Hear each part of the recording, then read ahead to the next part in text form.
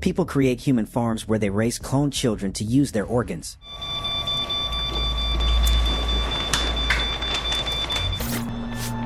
Main character of the movie, young girl Katie, attended a closed-type boarding school called Hailsham. Good morning, students. Every morning, the students gathered in the hall to greet the boarding school director, Miss Emily. One day, the headmistress found cigarette butts in the schoolyard and strictly forbade the children from smoking. That it is much, much worse for a student of Hailsham to smoke cigarettes than anyone else. The children still don't suspect the horrible purpose for which the director is so concerned about their health. What's your opinion on smoking? Write your thoughts in the comments. After breakfast, Katie and her best friend Ruth go for a walk in the meadow. The girls chat carelessly and suddenly notice a new caregiver, Miss Lucy. We haven't had a new guardian for ages. The woman immediately starts her duties and watches over the students in the yard. The children are playing with a ball. Suddenly, the ball flies over the fence, but a boy named Tommy doesn't attempt to retrieve it. On the contrary, he runs away from the fence in terror. Miss Lucy finds this strange. She asks the girls why Tommy didn't go after the ball. We don't go outside the boundary, Miss Lucy. It's too dangerous. The teachers at Hailsham somehow instill in the children the belief that they won't survive beyond the fence. Miss Lucy decides to find out who is scaring the students and why. The woman has no idea that she has joined a very peculiar boarding school. During the art class, Tommy doesn't make any progress. Other children mock his drawing, and only Katie refrains from teasing him. She feels sorry for Tommy. Have you ever experienced bullying during your school years? After classes, the children run back to the yard. The boys continue to taunt Tommy and exclude him from their football team. Abandoned, Tommy has a breakdown from hurt and loneliness. Compassionate Katie can't just watch it and wants to comfort the boy, but he accidentally hits her hand, leaving a bruise. During the medical examination, Katie doesn't admit that the bruise was caused by Tommy's hit. During lunch, the girl sits next to the outcast and is the only one trying to support him. Tommy is very grateful for this and immediately apologizes for the accidental hit. Warm feelings develop between the kids, and they go for a walk together. The next day, under Miss Lucy's supervision, the students pretend to go to a cafe. Tommy feels insecure even in the game, but Katie and Miss Lucy support him. This gives the boy hope that he can be loved and accepted. At night, when everyone is asleep, Ruth and Katie gossip about their classmates. Ruth notices Tommy's changed. Changed how? Katie tries to hide from her friend that she has started falling in love with Tommy, but it seems that Ruth herself has something to conceal. Soon, a joyful event takes place at Hailsham. Madame Marie Claude, the director of the Children's Art Gallery, arrives. She will review the students' drawings and poems from the boarding school and select the best ones for her gallery. Every student dreams of having their work chosen. The next day, a variety of trinkets are brought to the boarding school. The children can buy something with tokens they receive for good behavior during their studies. The toys look worn out, but the residents of Hailsham are happy about it because it's their only connection to the outside world. Katie doesn't find a trinket to her liking and sits sadly in the corridor. Cheerful Tommy rushes up to her and presents her with a cassette of songs he just bought. Katie is touched by his gift. Thank you.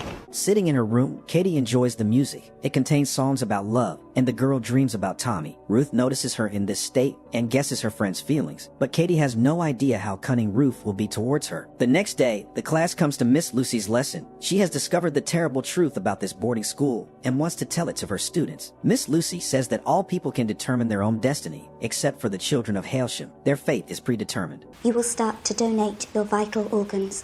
That's what you're created to do.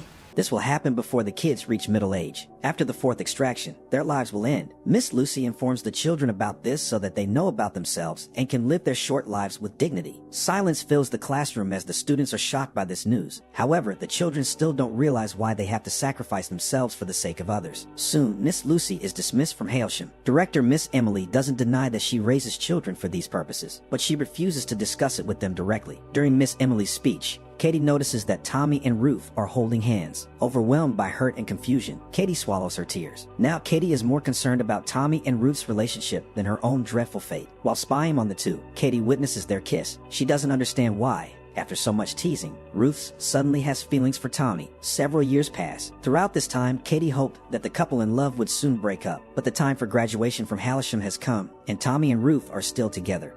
We were moved from Hailsham at 18. Former students are resettled in special settlements where they must await their fate as organ donors. Katie, Tommy, and Ruth are sent to a settlement called Cottages. The young adults are obligated to live there but can take trips to neighboring cities. But why don't they try to escape? In the cottages, adolescents get to know graduates from other boarding schools. It turns out there are many of them in the country. Among the residents of the cottages, there are couples in love. For example, Rodney and Chrissy, who are soon to be sent to the donor center. In the meantime, they try to find joy in life as much as possible. Katie occasionally takes walks in the forest. Tommy joins her. They enjoy spending time together. Ruth knows about it and tries in every way to show that Tommy belongs to her. At the same time, she also wants to hurt Katie. So that's what this is about. Must be really awful for you, surrounded by all these couples. Katie tries to deny it, but she truly yearns for intimacy. One day, she finds adult magazines in the trash and flips through them. Tommy catches her doing this, but she is not embarrassed. She just sarcastically asks him to pass the magazines to Ruth for their enrichment. Despite all the difficulties, Katie and Ruth remain friends. One day, Ruth asks Katie to accompany her and the rest of the group to a neighboring city. They had been there before and saw a girl who looked very similar to Ruth. The donors realize that they are mere clones of real people. That's why they are raised as organ donors, to take care of the real people and prolong their lives. However, it seems that clones are no different from humans, except for the way they came into existence. Clones still have warmth and interest in their originals, so they decide to go to the neighboring city to find the original Ruth. First, the group goes to a cafe where they can finally talk without being overheard. Rodney and Chrissy ask a question that has been bothering them for a long time. They heard that graduates of Hailsham receive certain leniencies. For example, if a couple in love from Hailsham can prove the sincerity of their feelings, then they would be given a few years together before they began their donations. this means that for 3 to 4 years, they are left in peace and allowed to live a normal life without extractions. Rodney and Chrissy dream of submitting such an application and live in hope that it's possible. The friends from Hailsham haven't heard anything about deferment and have to disappoint the couple. Rodney and Chrissy find it hard to hold back tears of despair. Then the friends set out to find the original Ruth. They secretly observe her, but they don't see any significant resemblance and walk away. Afterward, Ruth becomes furious. She doesn't believe that clones are made from successful people. We are modelled on trash. Junkies, prostitutes, winos, tramps. This is deliberately done so that it's not so pitiful to use clones for organ donations. In a fit of hysteria, Ruth runs away from the group. Katie also becomes saddened, and she tries to calm herself down while gazing at the sea. Tommy joins her, and the two feel a strong connection again. They sit silently side by side on the pier, contemplating life. In the evening, the group returns to the cottages. At the entrance, each of them places a bracelet on their wrist against the scanner. It's a mandatory procedure during movement to make it easier for people to keep track of the clones. At home, Ruth yells at Tommy for staying with Katie instead of going to find her. Tommy has nothing to say in response. The next day, he goes for a walk in the forest with Katie and discusses deferment for couples. Tommy believes that their artwork and poems from Hailsham were sent to Madame Marie Claude's gallery for a purpose. After all, creativity can reveal a lot about a person's feelings. Perhaps it's through their artwork that the couple can prove the sincerity of their love and receive a deferment. Are you thinking of applying with Ruth? But Tommy can't submit an application at all because his works were never chosen for the gallery since he was not very good at drawings. Katie doesn't understand anymore who Tommy is in love with, what he wants, and if there's a way out of this situation. At night, Tommy and Ruth engage in private activities, and the sounds shake the entire house. To avoid hearing it, Katie listens to the cassette tape that Tommy once gave her through headphones. In the middle of the night, Ruth enters her room. She declares that Tommy loves Katie only as a friend and nothing more. Tommy even told Ruth about Katie flipping through adult magazines, and the couple had a good laugh about it. This deeply hurts Katie, and she no longer wants to live near her former friends. Katie decides to become a helper for donors who will undergo organ extraction soon. Her job is to stay with the clones until the end and provide them with moral support. However, this doesn't exempt Katie herself from being a donor. By becoming a helper, she leaves the cottages. Soon, Katie learns that Tommy and Ruth have broken up but chooses not to maintain contact with them. Little does she know what awaits them in the future. If I'd known, maybe I'd have kept tighter hold of them. 10 years pass, and Katie lives in a separate apartment, continuing her work as a helper, but hasn't become a donor herself yet. She has almost forgotten about Tommy and Ruth, fully devoting herself to her job. Katie visits the hospital and supports a donor girl before another extraction. The donor couldn't survive the operation, and Katie can barely find the strength not to show her grief. She converses with a woman from the registry and unexpectedly sees Ruth's medical record on her computer screen. Ruth has already undergone 2 extractions. Currently, Ruth's health is deteriorating, and she won't live for long. You think she'll complete on the 3rd?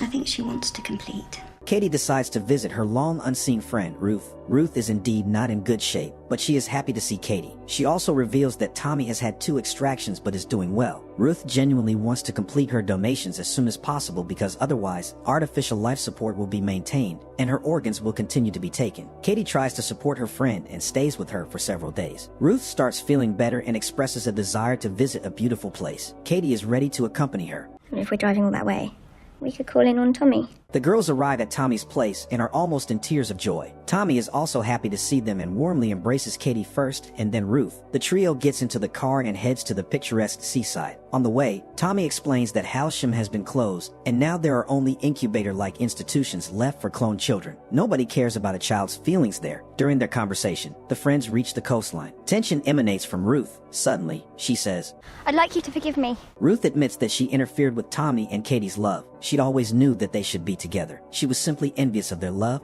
and didn't want to be left alone. She considers her actions terrible and wants to make amends. She managed to find Madame Marie Claude's address. Now Tommy and Katie can go to her and request a deferral. The lovers find hope. Over the years, Tommy has learned to draw and now shows Katie his artwork. She is thrilled with his drawings. At night, the couple is left alone. Katie reads a book to Tommy and then sits beside him on the bed. They kiss for the first time. They have been waiting for this moment their entire lives, and now they are finally happy. Katie finds Madame Marie Claude's house, and she and Tommy plan to visit her soon to ask for a deferral. Katie honestly informs Ruth of their decision. Ruth is happy, but not wholeheartedly. She remains completely alone and doesn't anticipate the upcoming extraction. Doctors disconnect her from the machines without sentimentalism and don't even attempt to empathize with her. Soon, Tommy and Katie arrive at Madame Marie Claude's house.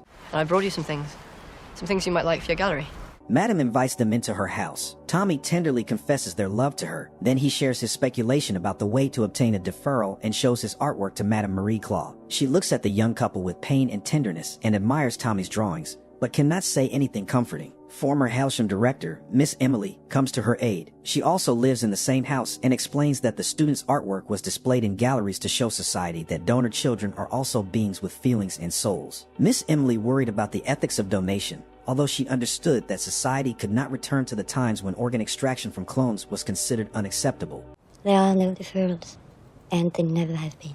The gallery was not intended to delve into the clones' souls, but to find out if they had souls. Tommy and Katie's hopes are shattered by this revelation. Tommy falls into despair and doesn't even say goodbye to Madame. In the evening, the lovers return to the hospital, and on the way, Tommy has a nervous breakdown. He gets out of the car and screams in agony and pain for the whole world to hear. Katie can barely calm him down. The day of Tommy's 3rd extraction arrives. Katie bids him farewell with love and tenderness through the glass. Smiling at her for the last time, Tommy falls asleep under anesthesia. Katie's entire life flashes before her eyes. Soon, Tommy departs from this world. Katie learns that she will undergo her first extraction in a month. She visits the place where Halsham used to be and dreams of seeing Tommy's ghost, calling her to join him. That is her only dream. What I'm not sure about is if our lives have been so different from the lives of the people we save. Clones, like humans, want to live on Earth as long as possible for love and joy. What do you think? Will humanity reach the point of growing clones for organ harvesting? And how humane is that? Share your opinion in the comments. We will feature the best ones in our next video. Here's the best comment from the previous one. See you soon.